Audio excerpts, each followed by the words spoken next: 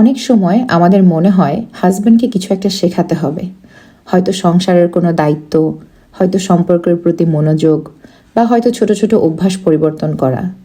কিন্তু সত্য হলো কোনো মানুষকে, বিশেষ করে হাজব্যান্ডকে, কোনো কিছু শেখানো যায় না। শেখানো তখনই সম্ভব যখন সেটা ভালোবাসা, সম্মান এবং বোঝাপড়ার মাধ্যমে আসে।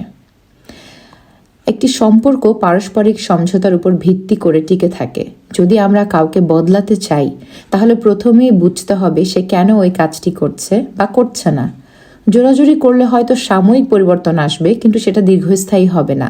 বরং ধৈর্য, ভালোবাসা আর সঠিক সময়ে সঠিক কথাটা বলাই সবচেয়ে কার্যকর উপায়। কিছু শেখানোর আগে তার গুরুত্ব বোঝানো দরকার। যদি হাজব্যান্ড বুঝতে পারে যে এটি তার নিজের, আপনার এবং পরিবারের জন্য ভালো, তাহলে তিনি নিজ থেকেই শিখতে আগ্রহী হবে। জোর করে শেখানোর বদলে তাকে উৎসাহ দেন, প্রশংসা করুন এবং ধাপে ধাপে তার সাথে পথ চলুন।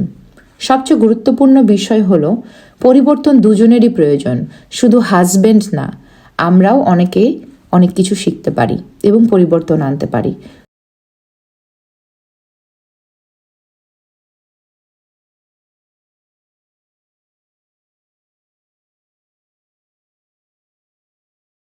আর বোঝাপড়ার মাধ্যমেই একজন স্বামীকে শেখানো সম্ভব।